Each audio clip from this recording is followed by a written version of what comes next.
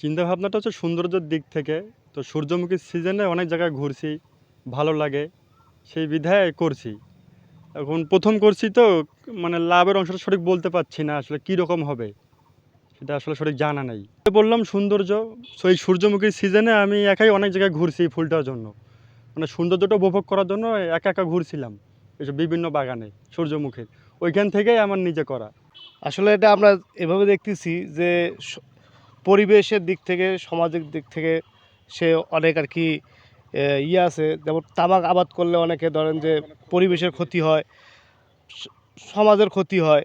সেদিক থেকে সে একটু ব্যতিক্রমধর্মী করছে এবং অল্প পুঁজিতে অনেক অধিক পরিমাণে আর কি মুনাফা অর্জন হবে। প্লাস হচ্ছে পরিবেশের সৌন্দর্যতা বৃদ্ধি পাবে। আ অনেক দর্শনার্থী আসতেছে। আমাদের এলাকারও একটা পরিচিতি বাড়তেছে। রনির ব্যতিক্রমে ধর্মীকে আমরা সাধুবাদ জানাই।